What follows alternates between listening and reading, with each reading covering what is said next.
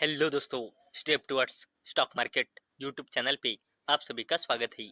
तो दोस्तों, आज के इस वीडियो में हम मल्टीपल शेयर की लेटेस्ट अपडेट और लेटेस्ट न्यूज़ के बारे में बात करने वाली है।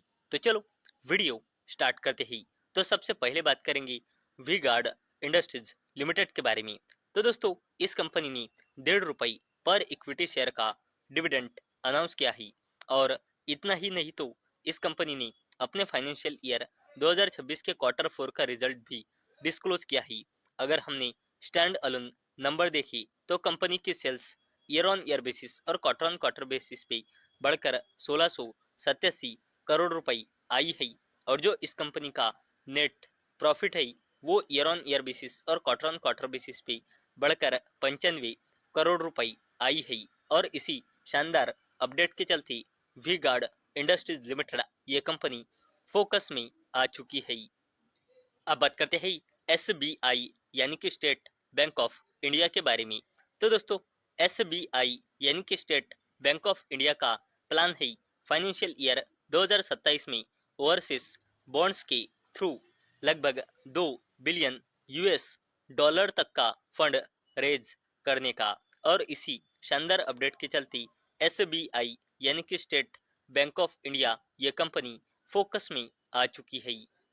अब बात करते हैं एमटार टेक्नोलॉजीज लिमिटेड के बारे में। और इस कंपनी ने अपने फाइनेंशियल ईयर 2026 के क्वार्टर 4 का रिजल्ट डिस्क्लोज किया है।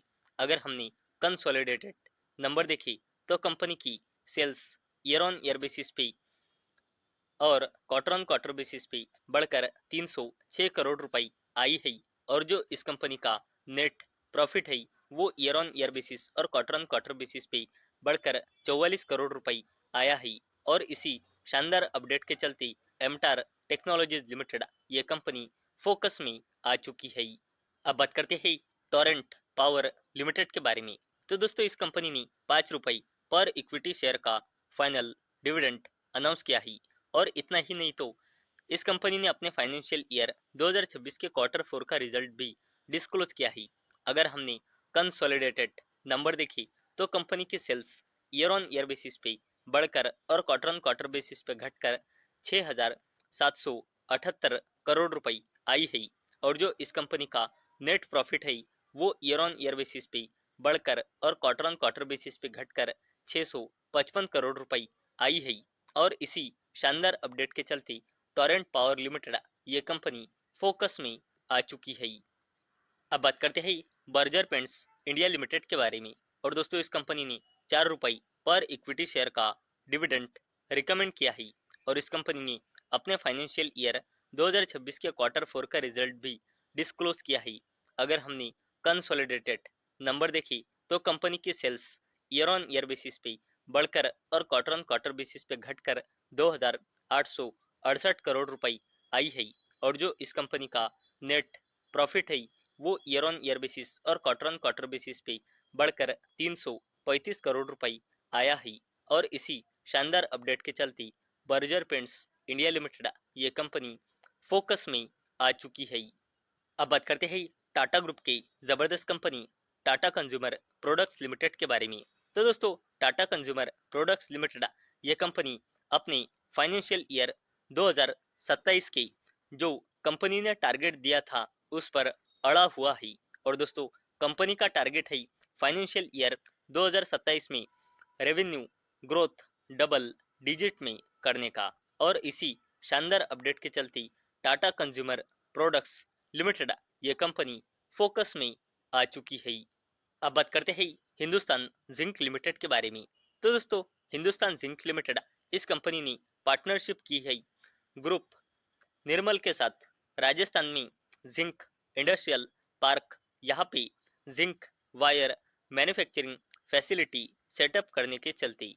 और इसी शानदार अपडेट के चलते हिंदुस्तान जिंक लिमिटेड ये कंपनी फोकस में आ चुकी है। अब बात करते हैं टाटा ग्रुप के दिग्गज company Tata power company limited के बारे में। तो दोस्तों, इस कंपनी ने ₹2.5 पर इक्विटी शेयर का डिविडेंड अनाउंस किया है। और इसे देने के लिए कंपनी ने रिकॉर्ड डेट फिक्स की है 23 जून 2026। और कंपनी ने अपने फाइनेंशियल ईयर 2026 के क्वार्टर 4 का रिजल्ट भी डिस्क्लोज किया है। अगर हमने कंसोलिडेटेड नंबर देखी तो कंपनी की sales year on year basis पे कम होकर और क्वार्टर ऑन क्वार्टर बेसिस पे बढ़कर 14,900 करोड़ रुपए आई है। और जो इस कंपनी का नेट प्रॉफिट है वो ईयर ऑन ईयर बेसिस और quarter on quarter basis both case में बढ़कर 1416 करोड़ रुपए आई है। और इसी शानदार अपडेट के चलते टाटा ग्रुप की टाटा पावर कंपनी लिमिटेड ये दिग्गज कंपनी फोकस में आ चुकी है। अब बात करते हैं डिक्सन टेक्नोलॉजीज इंडिया लिमिटेड के बारे में। तो दोस्तों इस शानदार कंपनी ने 10 रुपए पर इक्विटी शेयर का फाइनल डिविडेंड अनाउंस किया है। और इतना ही नहीं तो इस कंपनी ने अपने फाइनेंशियल ईयर 2026 के क्वार्टर 4 का रिजल्ट भी डिस्क्लोज किया है। अगर हमने कंपनी की सेल्स देखी तो वो ईयर ऑन ईयर बेसिस पे बढ़कर और क्वार्टर ऑन क्वार्टर बेसिस पे घटकर क्वार्टर 4 में कंपनी की कंसोलिडेटेड सेल्स आई है 10,511 करोड़ रुपए। और जो कंपनी का कंसोलिडेटेड नेट प्रॉफिट है वो ईयर ऑन ईयर बेसिस और quarter on quarter basis both case में घटकर 298 करोड़ रुपए आया है। और इसी शानदार अपडेट के चलते डिक्सन टेक्नोलॉजीज लिमिटेड ये कंपनी फोकस में आ चुकी है। तो दोस्तों मुझे उम्मीद है आपको ये वीडियो पसंद आई होंगी। तो दोस्तों अगर आपको ये वीडियो पसंद आई होंगी तो इस वीडियो को लाइक करें और चैनल को सब्सक्राइब करें।